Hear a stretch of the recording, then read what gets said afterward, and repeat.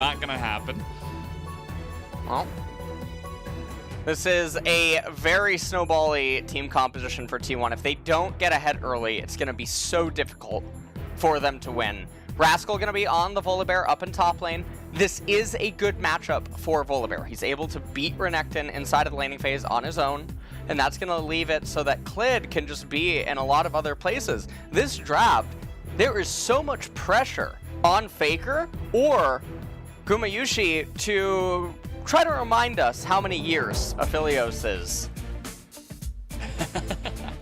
He's a pretty old guy. Lives longer than most of us. And yeah, I mean, if there is one player to do it, it would be probably Gumayusi or, Ruler across the aisle. So curious to see how he is going to make that happen. As you mentioned, lots of range in the Azir and Senna to try to handle him. But we'll see how it does go down.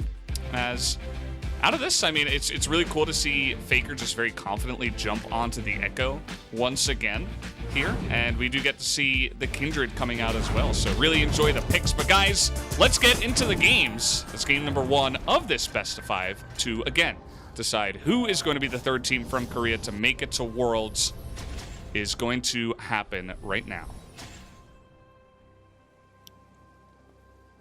Well, everyone looks like they're just going to be spreading out here at the very start of this. Peacemaker set is going to be the Chroma and skin for life. Not a whole lot should happen in the early stages of the game unless Elam gets a little bit frisky. But no matter what, there's definitely some interesting stuff going on here. They R5'd Kindred.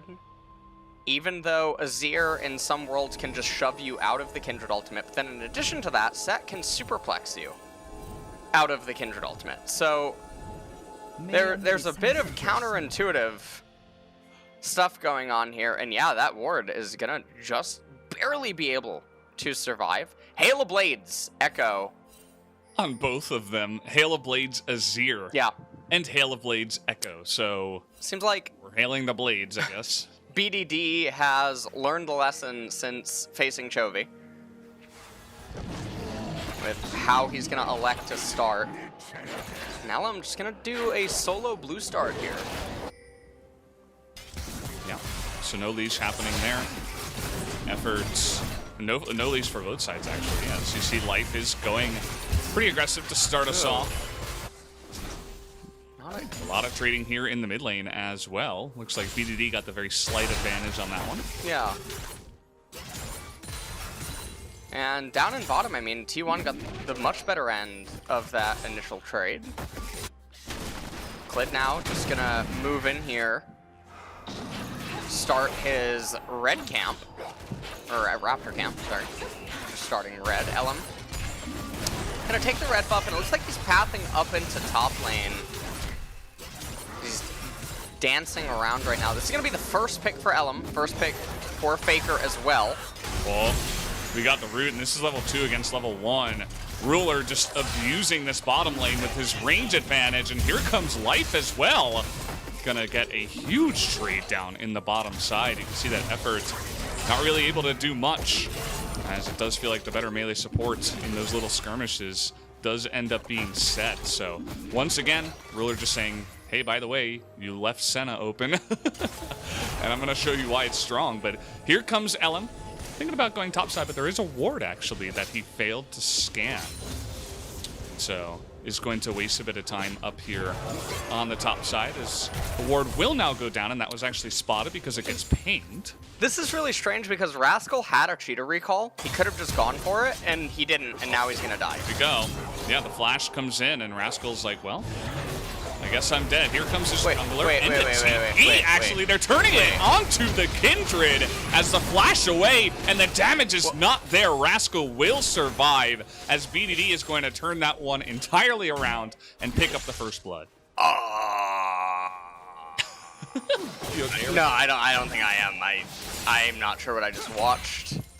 Valdez, we'll take a look at it in the replay. That's a bit of a situation, for sure. Oh, and here we go on the bottom side too. Gumayusi just gonna have to use his flash for basically nothing. also didn't have cleanse anymore, so the trades down on the bottom side, you can just see Aphelios is getting used. I mean, this is why it's so awkward. You picked the Aphelios blind, and he's not a blind marksman. And so even though there were the conditions of Set and Volibear present, there was also the Azir and the fact that you're going in blind. So the opponents can just respond to him face up, and I mean, this is why I mentioned it felt like this was just throw one over to Genji, because the draft was so layered counterintuitively by T1. And you can see all the lanes are having a bit of a problem. Now, top should have died. We're going to take a look at this. So Rascal, he could have cheater recalled Kana, flashes in, gets the stun, and then just watch this. Hello?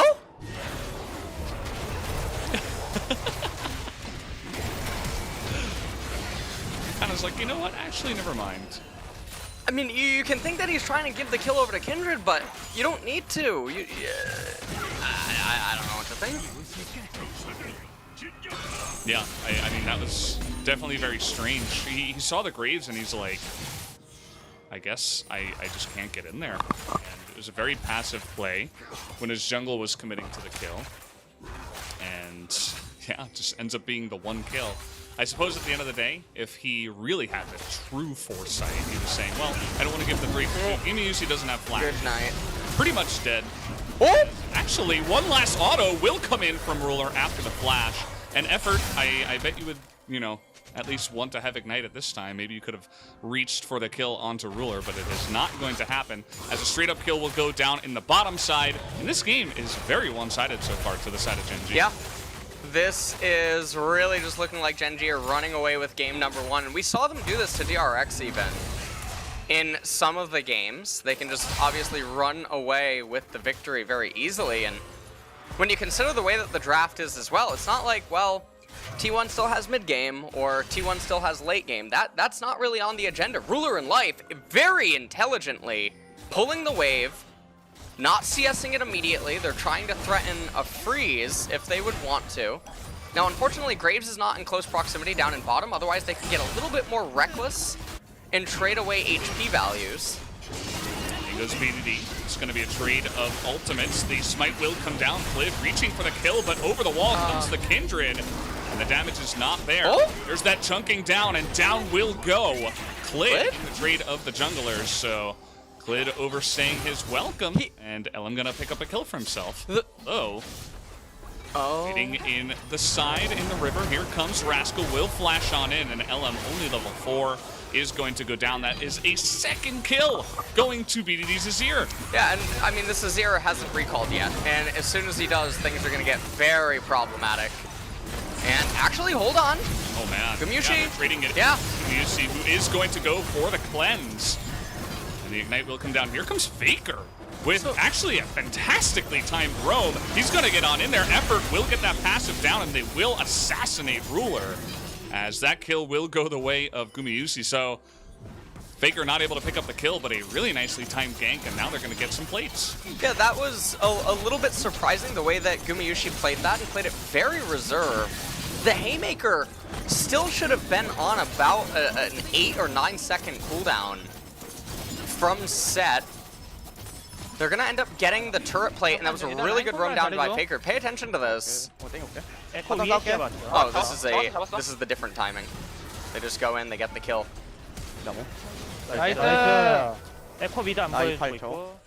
Echo's mid, I can't see him. Or Echo's not mid. And then right here, this is it.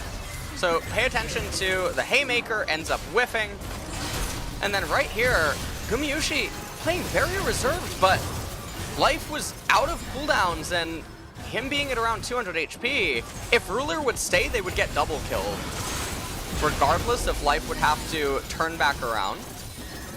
They play it very safe and reserved.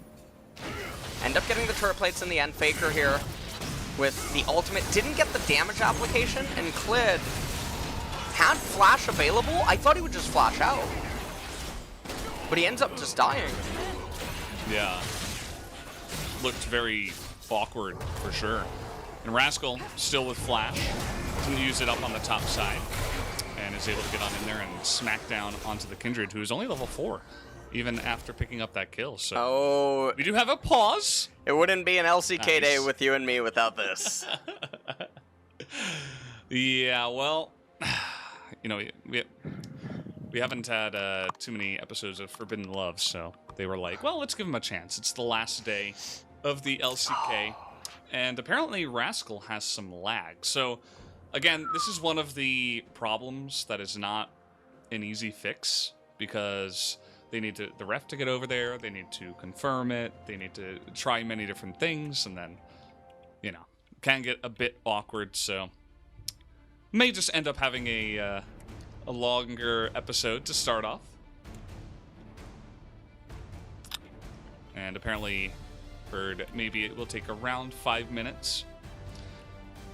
So how you doing over there, LS? I'm doing fine. Honestly, it wouldn't be a day of LCK with you and me without a pause. A long one, too. This is the first of many, by the way. Just throwing that out there, yeah. I read the script. I saw that actually we have about 5 or 6 pauses, depending on how the games go. Scheduled for you guys, of course. And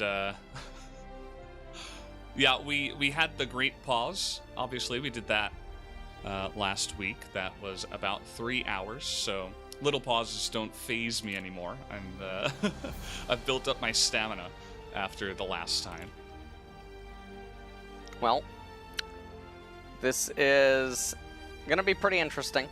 Now, game number 1 is going pretty good for Gen.G.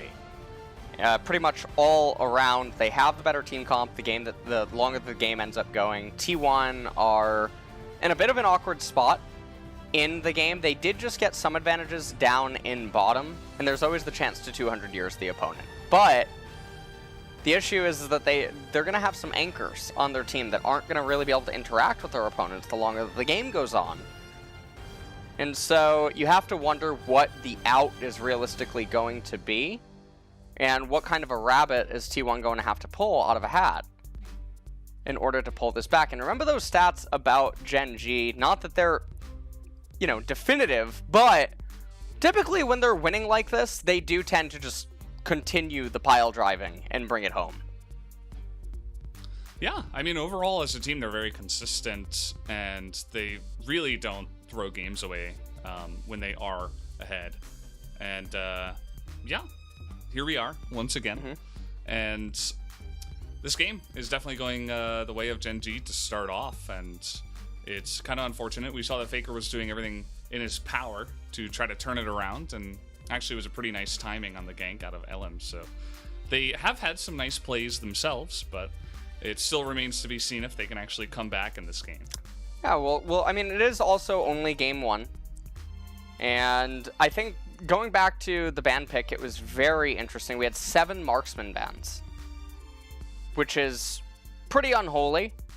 And then the 2 marksmen I expected to see was Ezreal Senna. I thought T1 would actually take the Senna because they have... Ezreal was banned, actually. Was it? Oh, he's banned in the second phase. Yeah, you're right. So... No, it was the 3rd ban of the first phase on red side, actually. I wish I could say lost memory. Likely senile, actually, here. Likely senile. So, not a big deal. Yeah. Oh, man. But Senna, with Echo and Renekton helping enable them as they go in, would just have made so much more sense. Because you heal them as they go in, you don't necessarily have to follow up with them, you're still able to stay at a relatively safe distance. Whereas on the flip side of Philios, he now must go in. And so when you have other champions that must go in, like Echo and Renekton, it's a lot easier for the opponents to respond to you when the champions that must go in don't have as much buffer or help coming to them. This is why team compositions like Yuumi and Karma with Olaf is so helpful, because he just gets so much EHP through their shielding and healing and things of that nature. So I was very surprised by where these marksmen ended up, you know, finalizing themselves in the draft, but it was very, very interesting. I thought we would get a Jinx or something. Yeah, I mean, Jinx was an option. We saw Kog'Maw being hovered earlier on this week, and well, we haven't seen him yet, but will be interesting. Also, Draven was left available, but they decided not to go into that pick either. And yeah, so that's about what happened down on the bottom side. I'm curious to see if there's going to be as much focus on the bottom lane after this one, especially by Gen G. If they see, well, he's just going to play Aphelios, then, well, we'll be happy with that. As, yeah, still waiting on the fix, guys. Sorry about the pause. This is one of 6 pauses that we're going to have, of course. And, yeah, just hanging out here. Yeah. Everything's exquisite. Honestly, it's Feeling good? Indeed. What did you have for breakfast today? I haven't ate, actually. I had a coffee. Oh, really? Yeah. Coffee. I had a coffee. Oh, man. I'm on an empty stomach. I can't drink coffee on an empty stomach. Most in the last 2 days, but I thought everything was getting better because the cases have dropped dramatically. But I was telling Atlas in one of the casts that basically it's now at a point where you have to have a QR code to go into shops, and then you also have to sign in. And then you have to record your name, phone number, and something. And there's a camera that records you too. It's definitely interesting. It's yeah. Take your temperature. Yeah. It's a process. Yeah. It takes like a good 3 minutes to go anywhere. Yeah. Yeah. And you know what's actually happened because of that is delivery food has been selling a lot more. There's actually like everybody's just, you know, buying delivery food, as I did today, actually, which makes sense. In Korea, you can get pretty much anything delivered as well. Yes. They have great services where, you know, even if you want something from a convenience store, you can pay someone to, you know, just hop on a motorcycle, go over and bring you a bottle of water if that's what you wanted. So definitely pretty fun, very convenient living in Korea. And we're still just hanging out, guys. Still waiting on the lag situation. I'm just watching the Korean commentators. Looks like they're still talking about the game, which is a bit unfortunate. Not too much else to say about the game. Yeah, the game is in a pretty weird state right now. It's still very early on. Obviously, chaos can still unfold, and T1 could manage to get back into a pretty good state, but besides that, not much else about the game to talk about. I will say, though, that these two teams are the reason that the match is as intense as it is for the final seed is that a lot of people perceive these two teams to be the second strongest seed that would actually be going from Korea. I know that is a very popular consensus on Reddit and Twitter and elsewhere, and amongst other analysts and pro players. So it is a bittersweet ending for one of these two here today. So we'll see. It's gonna be pretty rough. I mean, imagine you go through here and it's like a 5-game series and you just barely don't make Worlds because you're facing off against such a strong team. If Gen G had just made it through, then we probably will be watching T1 versus DRX at this moment in time, which also would have been interesting. But I think that T1 might have had a better chance against them. They could shut down Chovy, which I think overall Faker can do a decent job of that. I feel like T1 versus DRX matches up a lot better because DRX is so willing to sin, and then DRX and T1, when it comes to drafting, they're both all over the place. It's honestly just roll the die. But Gen G tend to always gravitate towards the more stable, solid kinds of drafts that have very interesting either chemistry or very tailored breakpoints throughout the game that really doesn't often have a reliance on getting ahead. And so when T1 goes up against Gen G, you get a little bit nervous because you start sweating and scratching your neck. You're like, what draft is it going to be this time? And sometimes you end up with a draft like this one in Game 1, where we're mostly watching until 10-15 minutes, because if Echo, Renekton, Aphelios, Kindred don't get ahead, it's going to be a nightmare. It doesn't mean that they're out of it. It doesn't mean they can't win. It's just going to mean that it's extremely unlikely that they're going to win the longer that this game goes up against Gen G draft. And this is just something that can happen because of the way that T1 historically throughout the entire... Maybe Forbidden Love is going to end here in just... This is going to be one of the last episodes of Forbidden Love. Yeah. This is the last day of LCK. This might be the last time you guys see us. Yeah. I know Atlas was, his last day was yesterday. Shout out to him. Had a fantastic year, as always. And looks like we're back in the game, guys. So we actually do have League of Legends stuff to talk about. And let's get it going. Well, about a 1.3k gold lead right now. Azir with a monstrous recall. Sork Pen Boots and Lost Chapter is going to be picked up here. Yeah, and the fact that he's so far ahead means that he can easily just scoot over to the Rift Herald that's going to be taken here right after 8 minutes, so not wasting any time with that. I would imagine that T1 have a pretty good idea that this is going on, but they're not going to do the thing where they rotate their whole team over or anything like that, so that's pretty nice for them. Faker just kind of on pushing duty. We'll see if he goes for any other big roams. Had a big one to start off this game. And, ooh. Little hook onto Ruler. Well, We're going to get a nice amount of poke down. As the Q landed, but Gumusi doesn't actually follow up on that one. well, I think at this point, Genji, all they have to do is just play everything very safe and stable. Mostly because Graves already has that Rift Herald picked up. He's clearing down to the bottom side. No dragons have been taken yet. And ideally, you want to use the Rift Herald in mid lane.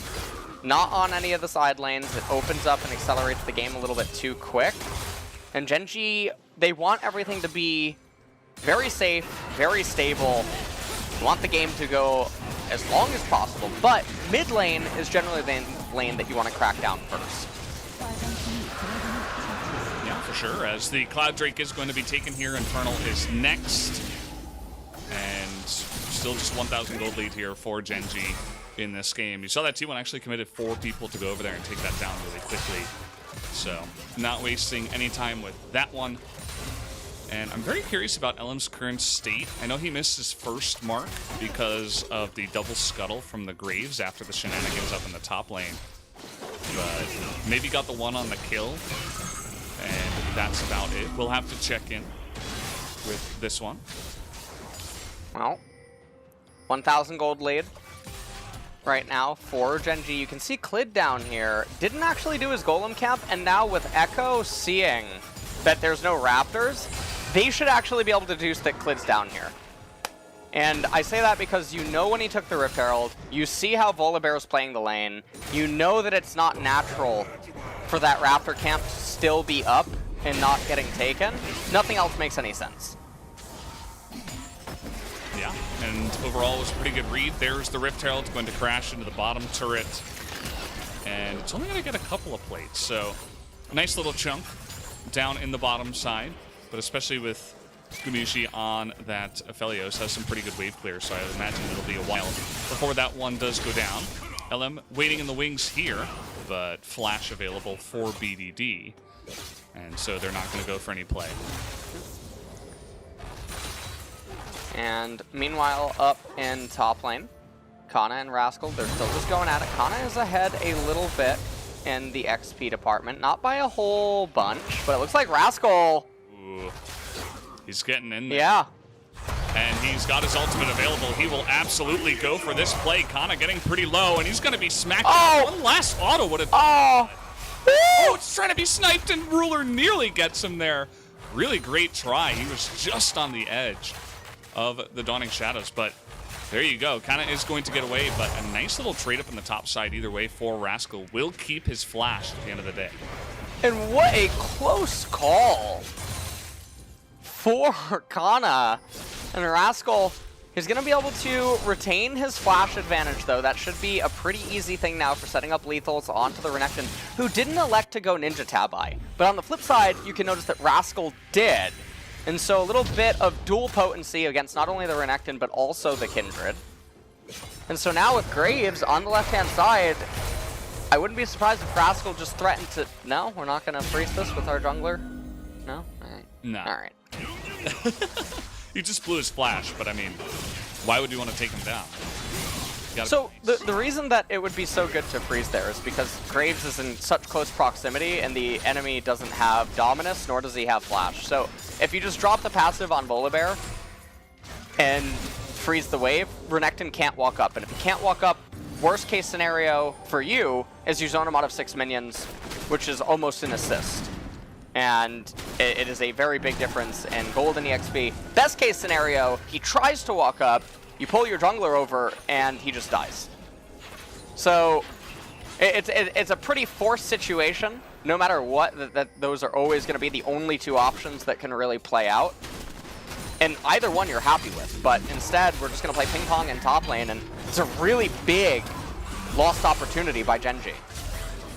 Yep, absolutely. And it seems like Rascal, the only way he wants to put on pressure is by pushing. Actually being pushed in a little bit right now, but Graves is not up there at this moment in time, so kind of unfortunate there, especially with no vision in there. As okay, in goes Faker, just gonna trade ultimates. You'll see this very often. It's really hard for either of them to kill each other. As another trade up in the top side, but we're not going all in this time around. Kind of just fine, but Rascal very aggressive positioning in the lane. Just going blow for blow. War the monsters up there, or King of the monsters, however you want to phrase it. It's kind of like Godzilla versus King Kong, in a way, even though it's not a gorilla. Much, yeah. Wait, is there not a gorilla LoL champion? No, I mean, there's only Wukong, but it's not a gorilla. It's not a gorilla. There needs to be a gorilla. Yeah, I mean, Wukong's dad. Then we can have actually Godzilla versus King Kong. For right now, though, I mean, Volibear is pretty much the closest thing you're going to get. Yeah. As in goes Faker. You can see he's taking really aggressive trades now. Has that Proto Belt completed. As Clid, once again, is down on the bottom side. Which is going to help to push this one in. As the Infernal Drake is available, they really want to get priority around that objective. So, trying to push in and get as much positioning as possible. Yeah, and you can see T1, they should not just give up this Infernal for free. Kana has level 11. Yeah. Rascal didn't get it yet, but Senna ultimate. Oh, the Dawning Shadows is going to come on in, and Rascal is going to flash in for that play. Needs to land this auto this time around. Oh, no! Have his flash, but trying to get the Storm Strike, and he's going to dodge it. Oh. Kana with the fancy feat today, and he will survive at the end of the day. Decides to back away. Does have a ward, but says, well, I'm not going to risk it. Let me just go back. I don't want to get shot in the face by Graves or get dove at this moment in time. Oh, man. What a close call that is the top lane right now. Kana getting very, very fortunate with the way that everything keeps playing out. And Trinity Force almost going to be completed up there on the Volibear. Meanwhile, down here in bot lane, Clid seems very indecisive, and he's constantly skipping his Raptors and his Golem camps. Faker? Faker is going in onto 4 members here. He's going to get stunned down and deleted. LM going to be... Actually, that was Edward. In goes BDD. Oh, it's the one as the ultimate will come down, but Rascal teleporting in and is going to make this an unfair fight. A double kill. 2 more will go to the side of BDD as he is now 4-0, a monster, and Genji will get this Infernal Drake. And the thing about this is that BDD being the one that's 4-0 is the most problematic thing that you could ever really imagine, because he's the one with the terrain control. He's the one that basically says Kindred, Renekton, Echo can't hard engage. He's the one whose Sand Soldiers say to Aphelios that he can't just walk up and free deal. So him being so big right now, them picking up the Infernal, it's really looking doom and gloom for T1 here in game number 1, because there's no insurance policies on their side of the team. Mountain Drake is coming up, which is pretty big for both of these teams, but if you just imagine how the game's going to play out, Genji should be the ones to get it. Faker, he goes back in. I don't know what he's thinking here. He just ends up getting caught out and ends up dying. Gumayushi jumps into the backline, not quite able, though, to get a life. Only able to get one of the kills, and ends up being a disaster for T1. Yeah, and that was really all just started by Faker hitting that control board and deciding being a little bit stubborn that he's not going to leave until he takes that one down. He got the ward, but he also got killed, so definitely not a good trade. Also baited his teammates into that fight after all of that happened. You could see he was probably calling for help, and he was pretty much already dead after expending a lot of damage onto Clid, but not really able to get the job done. And as you mentioned, definitely pretty scary right now. Faker gonna get that slow down, but life pretty fast here. Trying to get in range, but Proto Belt will be used at the last moment to just make sure that he does not go down. And meanwhile, up in top lane, it's still a bit of an island. Trinity Force not yet complete for Rascal. They're just going to be going blow for blow, but it's almost a 4,000 gold deficit with Gen G having the much more valuable dragon. And everything is probably going to be pretty calm for the next couple of minutes. Yeah, just kind of chilling out like we were before. Not really too many plays to be made at this moment in time. They can go for Shirley here. And the mid turret has actually taken a little bit of damage, as you can see. So maybe they'll actually try to extend into taking down that very important tier 1 mid turret. I can imagine it'll be pretty easy with the help of our second Rift Herald, Shirley. As everybody seems to be grouping up around the mid lane to try to get in there. As in goes BDD, he's going to find Gumayusi, and he is just dead. I mean, there was no vision there, but there wasn't the enemy jungle on that side, so I'm curious how they had no idea that BDD was there, and how that kill just looked so free. Yeah, and I mean, right now it just feels like T1 is a little bit lost on what to do inside of this game. Gen G, they're the ones with complete autonomy and control over everything that's going to be allowed to happen. Faker's just trying to split push down in bottom. He's going Lichbane, second item here on the Echo. But the Mountain Dragon, that's going to really decide the fate, I feel, for the game.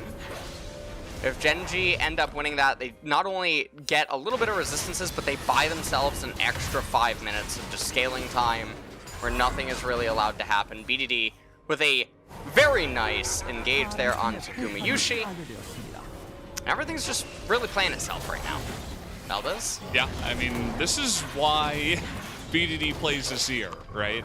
There are moments where he can just make some incredible plays, but again, that one kind of looked just free. I mean, Gumayusi was too far up the lane with no vision on the mid-side brushes, and he didn't even have flash, so got to be a little bit smarter about exactly, knowing how the game is going and exactly how passive you have to be in order to survive. As I say that, he's pushing out mid lane, misses that cannon, it looks like, which is pretty unfortunate. As Faker has assumed the role of the top laner for now. Wow. He's going to be trying to shove in the wave. Kana on the run right now. Going to get ulted by the Volibear. Clid not Yeah, here comes life as well. Clid, a little bit unfortunate with this pathing. Will they have the damage is the question.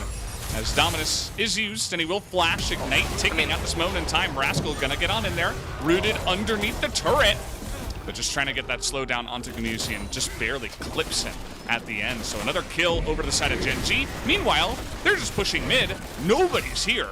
No one's... And they're getting so much value. Yeah, I mean, Faker's he's pushing top tier 1, but it's not gonna end up mattering. BDD is here. And this is a pretty cut and dry. No, don't kill that. They should let the Herald charge and then let the next wave kill the inhibitor.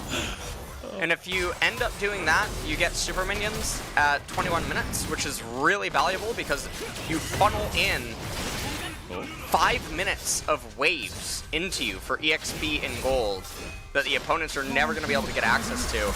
And it's not like the opponents can just randomly start up the Baron, right? You know that they're about to get the Mountain, and so you can't even make an argument for that. This would be so much better if T1 could allow their mid-tier 1 inhibitor to just end up going down. I've seen a lot of teams, actually, they intentionally don't take the inhibitor, and it's for reasons like this. Absolutely, but they did not do that after all. The 4th mark is going to finally be taken here by Elm at 22 minutes. So A little bit slow on that one. Good on his teammates to help him out. And Kana is just getting kind of abused here in the side lane. He's got Gumayusi nearby. Oh. And he doesn't even get the monster there. Sir Grompulus. Faker is incredibly fast with his TP. And will be looking to pick up that very easy kill. So there you go. Faker getting in position at the right time in the bottom lane once again. Yeah, he comes in with Echo and just manages to maim the Volibear there. But not really be enough at in this game. It's almost a 5,000 gold lead here. 23 minutes. Oh, man. Forcing the flash here, and here comes Faker as well. Will flash on in and secure that kill, and this Echo is just... wait, what? What? Echo's BDD, what is going on? Hello? In goes Faker, he's got his ultimate. Baron? Nearly getting on life. Kana's down here, he's got TP, so he'll just continue pushing. Volibear not in position, and they will, in fact, go for the Baron. I mean, okay, so this changes everything, this series of events. Now, pay attention to all of their XP levels. Right now, when they end up capturing the Baron, this is not just the 1,500 gold that goes over to T1. It's also all the EXP that is going to go their way. And, okay, so Aphelios almost got an entire level off that. His XP bar highlighted in the bottom left. That is so much power, and we just see how it all starts up. Ruler, randomly in mid lane, he's got a hot date. They don't kill the... There was no way. He ends up getting brought down. Life almost going down as well. Facebreaker into the Haymaker, but Faker not quite able to get him in the end. And then immediately turned to Baron. The gold score almost evened up. And now the levels as well are pretty much even across the board. However, Gumayusi ahead in EXP. Ever is ahead in EXP. Faker's about to ding 16. BDD just dinged 15. This is a very big swing in T1's favor, and the Baron persists into the Mountain Dragon. So even though when the dust all settles, Gen G are still going to be ahead, T1 are much closer in this game than they were just 1 minute ago. Oh, yeah, absolutely. I mean, there's just a massive swing after you just essentially give over 2 free kills and the Baron. And Faker is a menace right now. I mean, say what you will about how the early game went in 5-0 BDD, but it doesn't matter if you're just going to TP into 3 people and die. As here comes Light going in on this one. We got TP. They're trying to play on to effort. What? As the double knockup is going to come in, the triple actually, as Gen G are just falling apart out of nowhere, and T1 will lap this up happily. I have no idea what is the series of events that is unfolding in the last 3 minutes. Valdez, this is... I don't know. It's like a sandcastle getting hit by a wave. It's what's happening. Ruler, I think he's gonna... No, well, he's Yumu's... Yeah, okay. He has the movement speed from Senna. Man, this is... if you're a Gen G fan, this is not what you wanted to have happen. This is not what you wanted to see. And all of those parts of T1's comp that were looking pretty weak after the early game are now just bolstered so much. It's an entirely different game after the last, 2-3 minutes. And you can't really afford to make mistakes like that in this important of a best of 5. You look at the manner in which they're being caught out. Sometimes they're handshaking it like this one. I don't know what they're thinking. Even if they get onto them, there's Lamb's Respite there. But also, it's a Stone Plate Nautilus. You're never going to be able to kill him here. I don't know what they're thinking. Yeah, and they're focusing him because everybody else got over the wall. And they're like, well, I guess we gotta attack Stone Plate Nautilus? It's just, it's confusing, for sure. But Gen G, they're now saying, well, we got to group up for the 5v5, and we don't want to let these Drakes go down without a fight. Faker over the wall, considering going in on this one. Effort going to be frontlining. That is going to be the stone plate. Another 3-man knockup. In goes Faker. He is being burst down. Has to go into that ultimate. In goes BDD. Gets the 2 of them. A really nice Emperor's Divide as there's chaos in the Dragon Pit.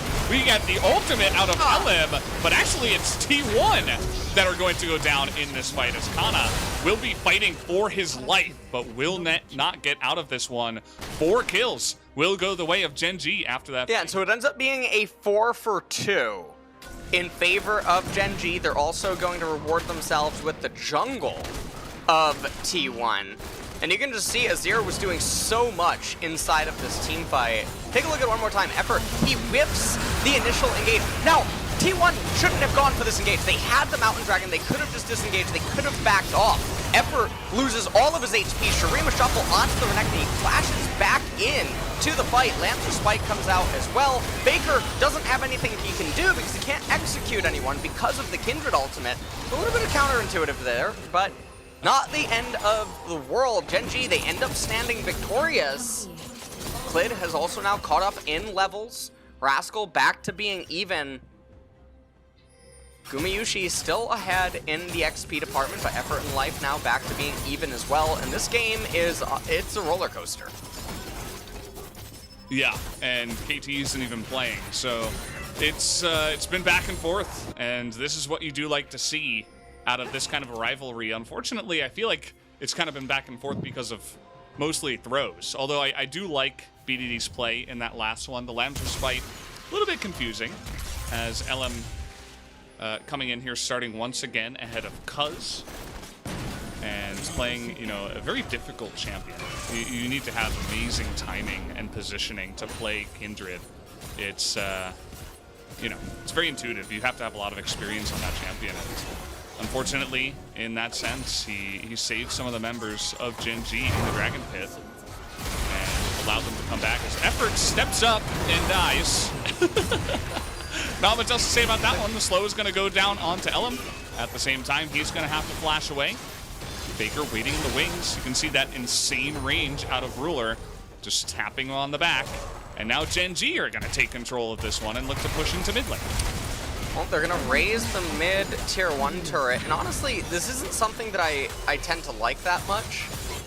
Mid super minions versus just the cannon minions that you have, generally they end up working against you in more cases than not. Typically, if you win a game-deciding fight, you're able to end it without a super. You just need a cannon minion, if it's going to be strong enough.